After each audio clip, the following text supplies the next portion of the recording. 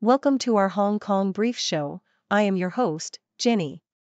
Today, we've got some hot stories to share. First up, South Korea makes history as Kim Keon Hee, the former First Lady, is arrested on charges of bribery, stock fraud, and influence peddling, a first for the country's political scene. She denies the allegations, but prosecutors fear she might destroy evidence, leading to her detention.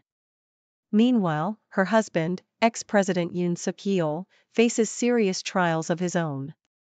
Next, in Hong Kong, Jimmy Lai, the prominent pro-democracy media mogul, is nearing the end of his legal battle.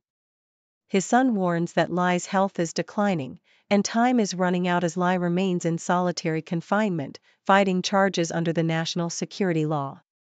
The international community continues to call for his release, emphasizing the risks to his life. Lastly, we turn to China, where Evergrande, once a real estate giant, is preparing to delist from the Hong Kong Stock Exchange after failing to recover from its massive debt crisis. This marks a significant blow to China's property sector and economy. Please stay tuned as we delve into these stories and more details coming right up. Deutsche Welle reports the historic arrest of Kim Keon Hee, the wife of South Korea's impeached former President Yoon Suk Yeol, marking a groundbreaking moment in the nation's legal history. Kim faces serious charges including bribery, stock fraud, and influence peddling, with allegations stemming from her attendance at a NATO summit wearing a luxury pendant and receiving expensive Chanel bags and a diamond necklace as bribes. Her arrest was driven by fears she might destroy evidence or interfere with the investigation, highlighting the gravity of the case. Despite her denial, the charges carry severe penalties, and her husband is also under trial for his role in political upheaval, with potential life imprisonment or even the death penalty looming over him. Nikkei Asia details the dire situation facing Jimmy Lai, the prominent Hong Kong pro-democracy media mogul, as his trial nears its conclusion. Lai, who founded the influential Apple Daily, has endured nearly 1,700 days in solitary confinement under Hong Kong's controversial national security law, with his health deteriorating and his rights severely restricted. His son, Sebastian Lai, warns of the urgent need for international intervention, emphasizing the risks to Lai's life and the moral implications of his continued detention.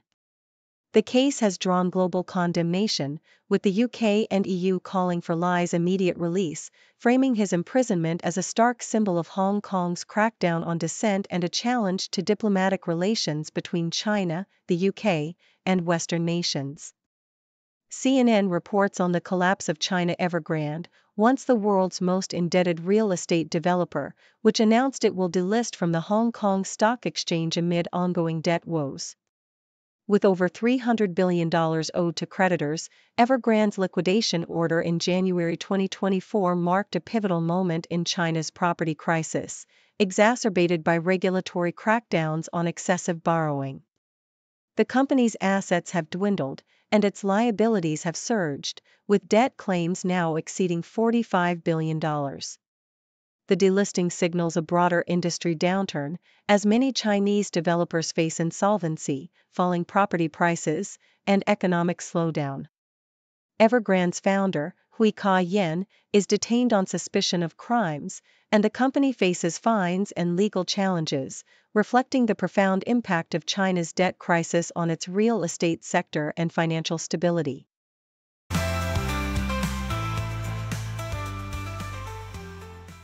The South China Morning Post vividly depicts the imminent threat posed by severe Typhoon Podal as it approaches Hong Kong, prompting the Hong Kong Observatory to issue a T1 warning signal.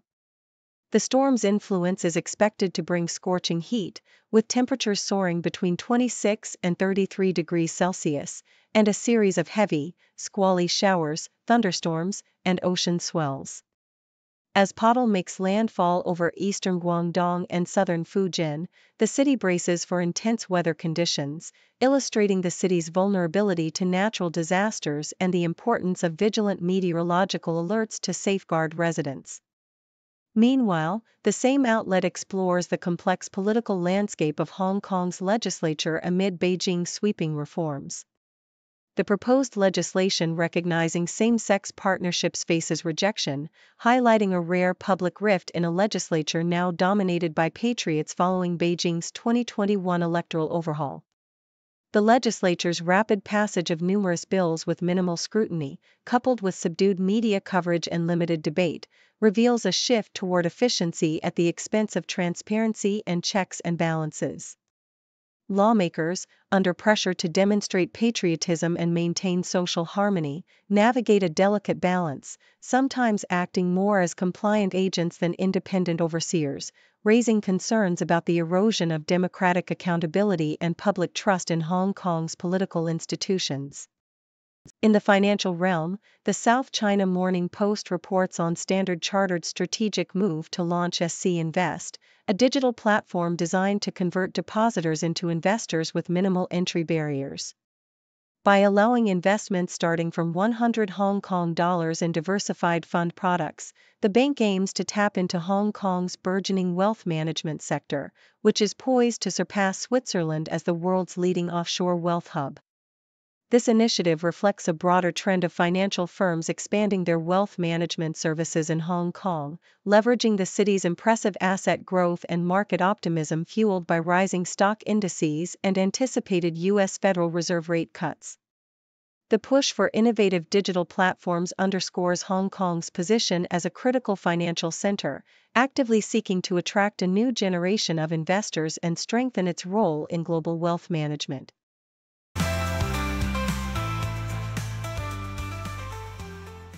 The South China Morning Post vividly depicts a future where Asia's leading private equity firm, Hermitage Capital, is boldly investing over $500 million into artificial intelligence and robotics, envisioning a world transformed by AI-powered implants and humanoid robots.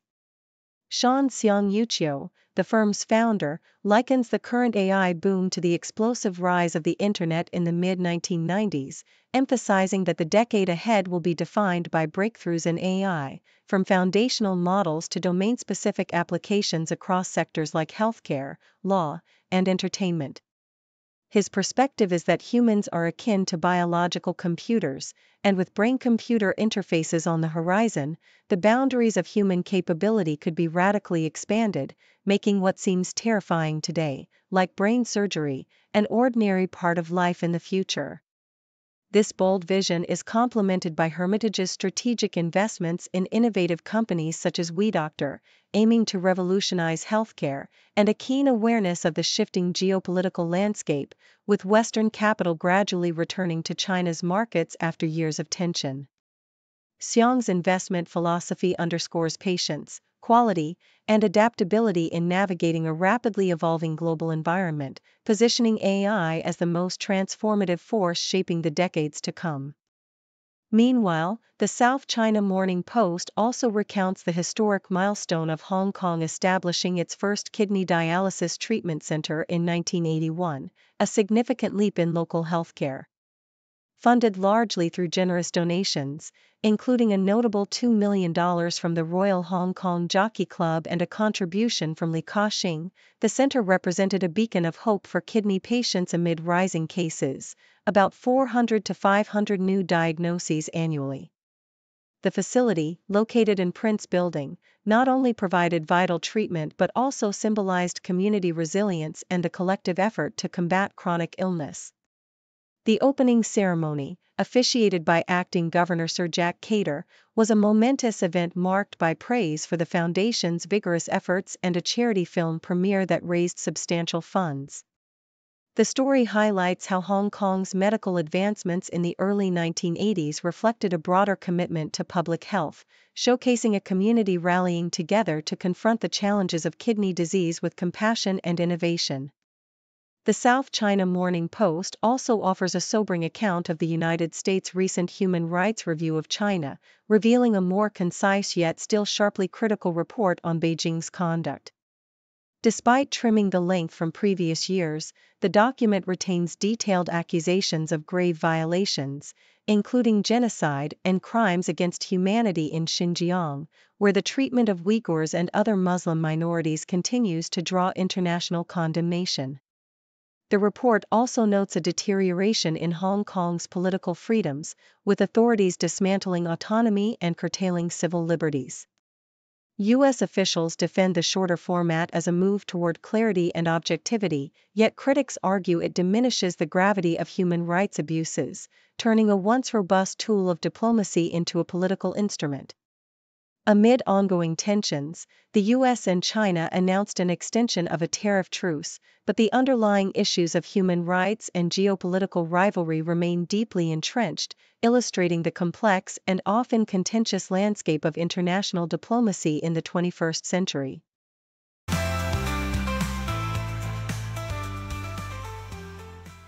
The Associated Press vividly reports a dramatic theft in Chino, California, where police recovered approximately $30,000 worth of Labubu dolls, a surge in popularity collectibles created by Hong Kong artist Kazing Leung. These quirky, toothy figures, first introduced in 2015 by China's Pop Mart, were stolen over multiple days in a series of trips, highlighting the audacity of the thieves. Law enforcement's quick action led to a search warrant at a home in Upland, where officers discovered 14 boxes of these sought-after dolls, along with evidence suggesting plans to resell and ship them nationwide. The incident underscores how the rising demand for such collectibles fuels thefts, as the stolen items are valued not only for their artistic appeal but also for their market value. The Toronto Star offers a compelling account of U.S. sanctions targeting conflict minerals in eastern Congo, where violence has long plagued the region. The U.S. government imposed measures on the armed group Codeco, notorious for controlling the lucrative Rubaya-Colton mining site from 2022 to early 2024. During that period, Codeco amassed revenue through illegal fees, mineral smuggling, and forced labor, with civilians suffering under its brutal control. The sanctions also extend to Congolese and Hong Kong companies involved in illegal mineral transactions, freezing assets and banning transactions, as part of Washington's broader effort to promote peace and access to critical minerals.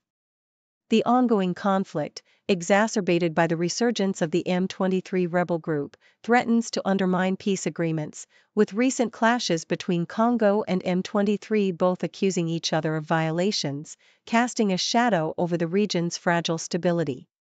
The Sydney Morning Herald vividly illustrates the allure of Italian-designed plates and furniture from the post-World War II era, showcasing how these items have become highly coveted collectibles. Artist Susan Knight's collection of around 30 Fornasetti plates, featuring the iconic portraits of Lina Cavalieri, exemplifies this fascination.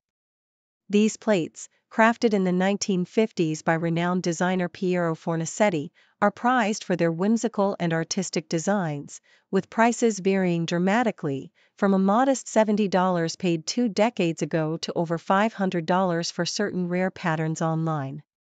The popularity of Fornasetti's work is further evidenced at recent auctions, where plates and furniture regularly fetch tens of thousands of dollars, reflecting a deep appreciation for Italy's post-war design renaissance.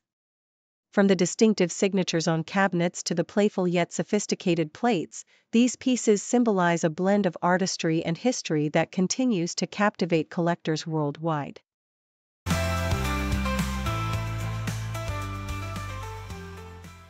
According to Yonhap, South Korea's former First Lady Kim Keon Hee has been detained following a court warrant issued on Tuesday, marking a historic moment as she becomes the first former First Lady in South Korea to face arrest. The allegations against her are serious, including charges of stock fraud, bribery, and illegal influence peddling, involving prominent figures from religious communities, business sectors, and political circles. Kim's arrest is rooted in accusations that she wore a luxury Van Cleef pendant worth over $43,000 during a NATO summit in 2022, which was not disclosed in her financial statements, and that she received designer handbags and jewelry as bribes from religious groups seeking influence.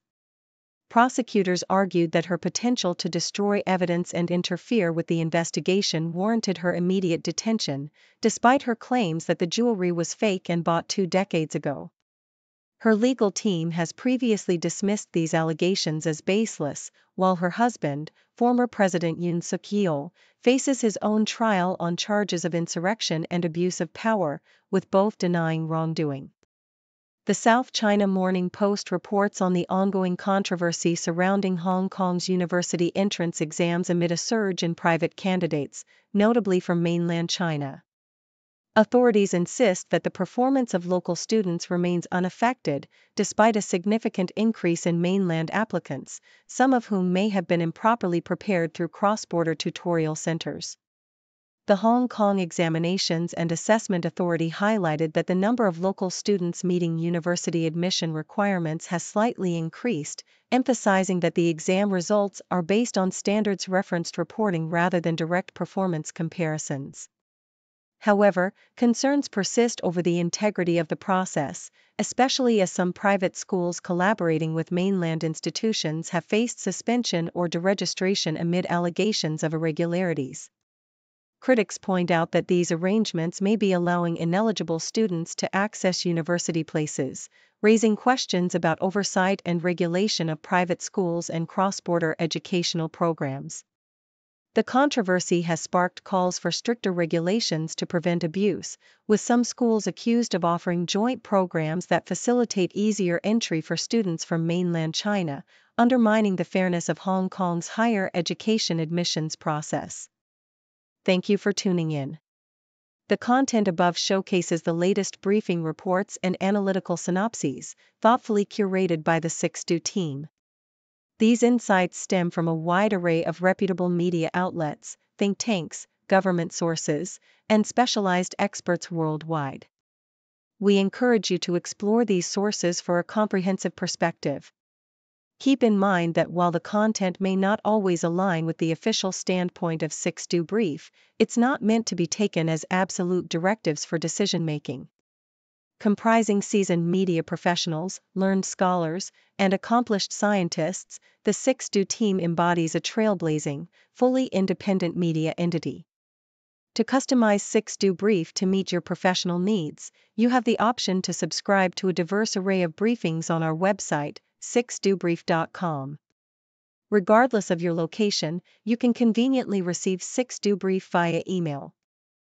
Got a blue so big and bright. Open it and take a flight. Learn about the stars and sea. Everything is here for me. Flip the pages one by one. Knowledge under the sun. From dinosaurs to galaxies. A world of endless mysteries. Encyclopedia, yay.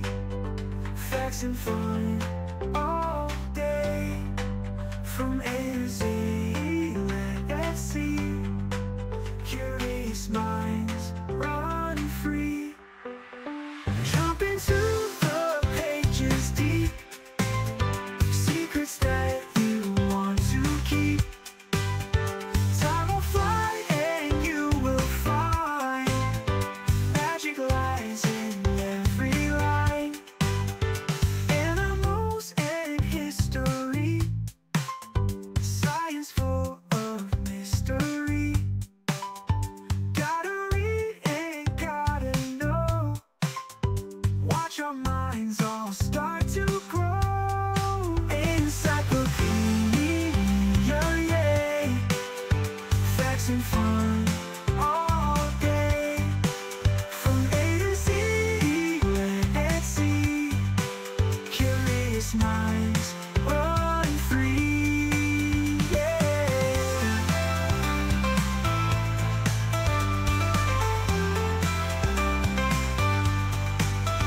Jump into the pages deep.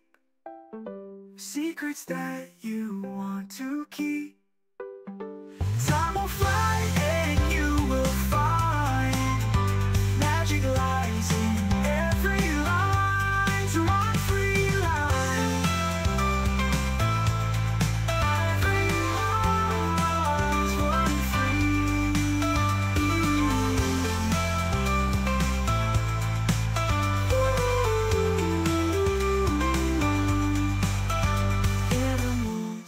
ancient history, science full of mystery.